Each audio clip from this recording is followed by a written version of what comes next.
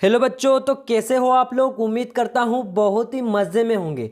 आज मैं लेके आ गया हूँ कक्षा 10वीं वालों के लिए सामाजिक विज्ञान के मोस्ट आईएमपी क्वेश्चन, जो अर्धवार्षिक परीक्षा के हिसाब से बहुत ही मोस्ट आईएमपी होने वाले हैं। और मेन एग्जाम के हिसाब से भी मैंने सारे क्वेश्चन छांट के बना दिए हैं। ठीक है, तो मैं चैप्टर वाइज सारे क्वेश्चन बता दूंगा। ठीक है, मैं सारे चैप्टर में से 2 नंबर, 3 नंबर, 4 नंबर के क्वेश्चन बताऊंगा। ठीक है, जो जो चैप्टर ऑब्जेक्टिव है तो वो मैं आपको बता दूंगा कि इन चैप्टर में से आपके ऑब्जेक्टिव वाइज क्वेश्चन आएंगे, तो आप उनमें से अच्छे से कवर कर लेना। तो आइए शुरू करते हैं। तो पहले चैप्टर में से आपके सिर्फ ऑब्जेक्टिव वाइज क्वेश्चन आएंगे, 1-2 नंबर के आएंगे, तो आप ऑब्जेक्टिव अच्छे से कवर कर लेना। ठीक है, परीक्षा अध्ययन से मैं परीक्षा अध्ययन से ही क्वेश्चन बताऊंगा। देखो, अध्याय 2 में से आपके 2 नंबर का क्वेश्चन आएगा। मैं ब्लूप्रिंट के हिसाब से क्वेश्चन बता रहा हूँ। ठीक है, तो 2 नंबर के मैं सारे क्वेश्चन बता दूंगा, तो आप उनमें से अच्छे से याद कर लेना है। ठीक है, तो आप 2 नंबर के ये सारे क्वेश्चन नोट डाउन कर लेना है। आरक्षित वन क्या है, रक्षित वन किन किन राज्यों में है। ठीक है, और नीचे आते हैं तो फिर ये मैंने ऐड किए हैं तीनों क्वेश्चन। पारिस्थितिक तंत्र से क्या तात्पर्य है, अभ्यारण्य किसे कहते हैं, केंद्रीय वन आयोग क्या है। ठीक है, ये 5 क्वेश्चन हो गए, और एक क्वेश्चन और मैंने इस पार्ट से ऐड किया है, तो वो क्वेश्चन है आपका ये वाला वन प्राणियों के नाम लिखिए जो अब विलुप्त होने के कगार पर। ठीक है, तो हमें सारे यहाँ पर दे रखे हैं, तो आप इन क्वेश्चन को अच्छे से याद कर लेना है। आइए अगले चैप्टर पे आते हैं। अध्याय 3 में से जल संसाधन में से कितने नंबर के आएंगे, तो ऑब्जेक्टिव वाइज क्वेश्चन आएंगे। 2-3 नंबर के आपके ऑब्जेक्टिव वाइज क्वेश्चन आएंगे। ठीक है, तो आप अच्छे से इनको कवर कर लेना है। अब अगले चैप्टर में आते हैं। देखो, अध्याय 4 में से कृषि में से 2 नंबर का क्वेश्चन आएगा, तो बता देता हूं 2 नंबर के कौन कौन से क्वेश्चन आएंगे। ये दोनों क्वेश्चन आप अच्छे से नोट डाउन कर लो, और परीक्षा अध्ययन है तो उसमें आप निशान लगा सकते हो। ठीक है, कौन सा क्वेश्चन है, देखो, भारत में उगाए जाने वाले मुख्य रेशेदार फसलें कौन कौन सी है। ठीक है, एक तो ये याद कर लेना, और नीचे आते हैं तो ये वाला, जूट को सुनहरा रेशा क्यों कहा जाता है। ठीक है, ये भी याद कर लेना। आइए दूसरे क्वेश्चन देखते हैं इसी पार्ट के। और यहाँ पर मैंने तीनों क्वेश्चन और ऐड किए हैं। रबी और खरीफ की फसलों के नाम आपको बताने हैं। नगद व व्यापारिक फसलों से क्या आशय है, जायद की फसल के बारे में आपको बताना है। ठीक है, ये सारे क्वेश्चन आप अच्छे से याद कर लेना है। ठीक है, अगले चैप्टर पे आते हैं। अध्याय 5 खनिज तथा ऊर्जा संसाधन। ये चैप्टर बहुत ही इंपॉर्टेंट होने वाला है, क्योंकि इसमें से 3 नंबर का भी आएगा और 4 नंबर का क्वेश्चन भी आएगा। तो आइए सारे क्वेश्चन हम अच्छे से देख लेते हैं। ये दोनों क्वेश्चन भी अच्छे से आपको याद कर लेने हैं, निशान लगा लो आप। ठीक है, नहीं तो नोट डाउन भी आप कर सकते हो। ठीक है, अगला क्वेश्चन बताता हूँ इसी चैप्टर का, तो ये वाला, परंपरागत तथा गैर परंपरागत ऊर्जा साधन में अंतर आपको बताना है। ठीक है, ये नोट डाउन कर लेना आप। ठीक है, आधा थोड़ा उधर रहा आपके पास, ये वाला। ठीक है, यहाँ तक है ये। ठीक है, फिर अगला क्वेश्चन ऐड किया है मैंने, अवसादी चट्टानों में खनिजों का निर्माण किस प्रकार होता है। ठीक है, ये भी आप अच्छे से याद कर लेना है। इसका एक क्वेश्चन और बताता हूं मैं आपको। ठीक है, ये वाला क्वेश्चन, तांबे की उपयोगिता का वर्णन कीजिए और उसके प्रमुख उत्पादन क्षेत्र बताइए। ठीक है, ये वाला भी आपको अच्छे से याद होना चाहिए। इसी के अगले क्वेश्चन और देखते हैं। ठीक है, ये वाला क्वेश्चन, रेट होल खनन पर एक संक्षिप्त आपको टिप्पणी लिखनी है। ठीक है, 3 नंबर में पूछा जा सकता है। ठीक है, आप अच्छे से नोट डाउन कर लेना है इस क्वेश्चन को, या आपके पास परीक्षा अध्ययन है तो आप निशान लगा सकते हो। आइए दूसरे क्वेश्चन देखते हैं इसी चैप्टर के। ये क्वेश्चन और ऐड किया है मैंने, लास्ट क्वेश्चन बचा है इसका, ये भी आप निशान लगा लेना है। भारत में खनिज संसाधनों के संरक्षण के उपाय लिखिए, ये भी आप निशान लगा लेना है। ठीक है, और आपका एक मानचित्र पूछेगा, तो आप मानचित्र पे भी थोड़ा सा ध्यान दे देना है। ठीक है, मानचित्र के बारे में पूछ सकता हूँ। ठीक है, आइए अगले चैप्टर पे आते हैं। देखो, अध्याय 6 में से आपके ऑब्जेक्टिव वाइज क्वेश्चन आएंगे, लेकिन एक क्वेश्चन जो बहुत इंपॉर्टेंट लग रहा है मेरे को, अर्धवार्षिक में आ सकता है, तो वो क्वेश्चन मैं आपको बता देता हूँ। ये वाला, लोहा और इस्पात उद्योग को आधारभूत उद्योग क्यों कहा जाता है, बहुत इंपॉर्टेंट क्वेश्चन है, अर्धवार्षिक परीक्षा में आएगा। ठीक है, चैप्टर 7 में से भी आप क्या करोगे, ऑब्जेक्टिव वाइज क्वेश्चन अच्छे से याद कर लेना है। ठीक है, आइए अगले चैप्टर देखते हैं। यह चैप्टर 8, यहाँ से आपका क्या स्टार्ट हो गया, शायद इतिहास स्टार्ट हो गया है आपका, तो इतिहास वाले चैप्टर आज हम कवर कर लेंगे। ठीक है, तो चैप्टर 8 में से आपका ऑब्जेक्टिव वाइज क्वेश्चन आएंगे, तो आप ऑब्जेक्टिव वाइज अच्छे से याद कर लेना है। आइए इसी का अगला चैप्टर देखते हैं। चैप्टर 9 में से देखो, भारत में राष्ट्रवाद इस चैप्टर में से 4 नंबर का क्वेश्चन आएगा, तो आप अच्छे से 4 नंबर के क्वेश्चन अच्छे से याद कर लेना है। आइए उन क्वेश्चन पर हम नज़र डाल लेते हैं। देखो ये क्वेश्चन आपको अच्छे से याद होना चाहिए, रोलेट एक्ट क्या था, ठीक है, इसका आपको अच्छे से समझना है, ठीक है, क्योंकि टिप्पणी में पूछ सकता है वो। आइए इसी के अगले क्वेश्चन देखते हैं। एक और आपका छोटा क्वेश्चन, साइमन कमीशन का बहिष्कार क्यों किया गया था, ये वाला, ठीक है।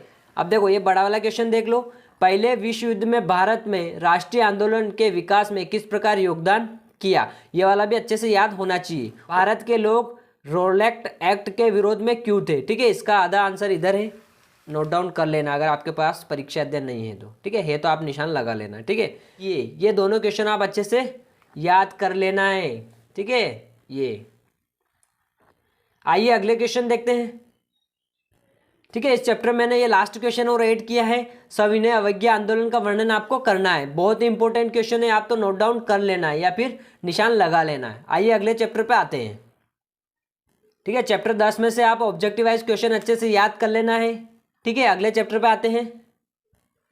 देखो चैप्टर 11 औद्योगिकरण का युग, इसमें से 2 नंबर का भी आएगा और 3 नंबर का क्वेश्चन भी आएगा, तो ये चैप्टर बहुत ही इंपॉर्टेंट होने वाला है। आइए उन क्वेश्चन को हम अच्छे से देख लेते हैं। 2 नंबर में आपको ये याद करना है, एक तो जॉबर कौन था, चैम्बर ऑफ कॉमर्स क्या था, और 2 क्वेश्चन और ऐड किए मैंने इसमें, एक तो जमशेद जी जीजे बोए कौन थे और सेठ गुमचंद कौन थे, ठीक है। आइए अगले क्वेश्चन देखते हैं इसी चैप्टर के। लघु उत्तरी प्रश्न में 3 नंबर का क्वेश्चन आ सकता है, तो पूर्व औद्योगिकरण का महत्व आपको यहाँ पर बताना है, ठीक है। ये सारा क्वेश्चन आप ऐड कर लेना है, ठीक है। फिर इधर मैंने 2 क्वेश्चन और ऐड किए हैं। 1840 के दशक के बाद रोजगार की स्थिति पर संक्षिप्त तो आपको टिप्पणी लिखनी है, इतना सा आपको लिखना है, 3 नंबर में आपको लिखना पड़ेगा, ठीक है। फिर यहाँ पर क्वेश्चन ऐड किया मैंने, भारत में मैनचेस्टर के आने से बुनकरों को किन समस्याओं का सामना करना पड़े, तो ये पूरी टिप्पणी आपको अच्छे से याद कर लेनी है। इस चैप्टर का मैंने ये लास्ट क्वेश्चन और ऐड किया है, तो ये क्वेश्चन भी आपको अच्छे से याद होना चाहिए। पहले विश्व युद्ध के समय भारत का औद्योगिक उत्पादन क्यों बढ़ा, ये क्वेश्चन आप नोट डाउन कर लेना है या फिर निशान लगा लेना है। आइए अगले चैप्टर में देखते हैं। इस चैप्टर में भी आप ऑब्जेक्टिवाइज क्वेश्चन अच्छे से याद कर लेना है। आइए अगले चैप्टर को देखते हैं। इस चैप्टर में भी आपको ऑब्जेक्टिवाइज क्वेश्चन देखने को मिलेंगे, ठीक है। आइए अगला चैप्टर देखते हैं। और चैप्टर 14 में भी आपको क्या दिखेंगे, ऑब्जेक्टिवाइज क्वेश्चन देखने को मिलेंगे, ठीक है। तो आप सारे ऑब्जेक्टिव अच्छे से याद कर लेना है। आइए अगले चैप्टर पे देखते हैं। देखो चैप्टर 15 है लोकतंत्र और विविधता, इसमें से आपका 2 नंबर का क्वेश्चन आएगा, तो वो क्वेश्चन हम देख लेते हैं। 2 नंबर में तीनों क्वेश्चन आपको अच्छे से याद होने चाहिए। एफ्रो अमेरिकी कौन थे, अश्वेत शक्ति आंदोलन क्या था, और एक और है आपका टॉमी स्मिथ और जॉन कॉर्लिस में 2 समानताएं आपको बतानी है, ठीक है। ये तीनों क्वेश्चन आपको अच्छे से याद होने चाहिए। आइए अगला चैप्टर देखते हैं। इस वाले चैप्टर में भी आप ऑब्जेक्टिवाइज क्वेश्चन अच्छे से याद कर लेना है आपको। आइए अगला चैप्टर देखते हैं, और इसमें भी आपको ऑब्जेक्टिवाइज क्वेश्चन देखने को मिलेंगे, ठीक है। आइए अगला चैप्टर देखते हैं। इस चैप्टर में आपको 3 नंबर का क्वेश्चन देखने को मिलेगा, तो आइए उन क्वेश्चन पे हम नज़र डाल लेते हैं। उसमें मैंने ऐड किए हैं, दोनों क्वेश्चन आप अच्छे से याद कर लेना है। राष्ट्रीय पार्टी किसे कहते हैं, दल बदल क्या है, और 3 नंबर में आपको क्वेश्चन बताता हूँ, बहुत इंपॉर्टेंट है। देखो राजनीति दल का क्या अर्थ है, पूरा पैराग्राफ अच्छे से आप याद कर लेना है, ठीक है। और दूसरा है आपका किसी भी राजनीतिक दल के क्या गुण होते हैं, तो ये गुण भी आपको अच्छे से याद कर लेने हैं। आइए इसी चैप्टर के अगले क्वेश्चन देख लेते हैं, ठीक है। इसमें ये क्वेश्चन भी ऐड किया है मैंने, ये भी अच्छे से आप पढ़ लेना है। और नीचे आते हैं तो ये क्वेश्चन भी बहुत ही इंपॉर्टेंट होने वाला है, ठीक है। अंतर भी आप याद कर लेना है। इसका लास्ट क्वेश्चन और ऐड किया है मैंने, वो देख लेते हैं, ठीक है। लास्ट क्वेश्चन क्या, आपका दल व्यवस्था क्या है, इसका महत्व आपको बताना है, ठीक है। तो ये आपको पहले दल व्यवस्था के बारे में लिखना है, फिर उसका महत्व आपको लिख देना है, ठीक है। बहुत ही इंपॉर्टेंट क्वेश्चन है। आइए अगला चैप्टर देखते हैं। ये वाला चैप्टर बहुत ही इंपॉर्टेंट है, 4 नंबर का क्वेश्चन आएगा इस चैप्टर से, तो आइए वो सारे क्वेश्चन हम देख लेते हैं। देखो अच्छे से नोट डाउन कर लेना है, ठीक है। और नीचे आते हैं तो फिर ये वाला क्वेश्चन भी मैंने ऐड किया है, सांप्रदायिकता के मुख्य कारण लिखी, ये अभी आप निशान लगा लेना है इसका, ठीक है। आइए अगले क्वेश्चन देखते हैं इसी चैप्टर के, ठीक है। देखो ये वाला क्वेश्चन भी बहुत इंपॉर्टेंट है, इसका भी आप निशान लगा लेना है। भारतीय प्रजातंत्र की सफलता में बाधक किन्हीं 5 तत्वों को आपको लिखना है, ठीक है। इसका एक क्वेश्चन और मैंने ऐड किया है, बहुत इंपॉर्टेंट क्वेश्चन है, वो भी आप देख लो।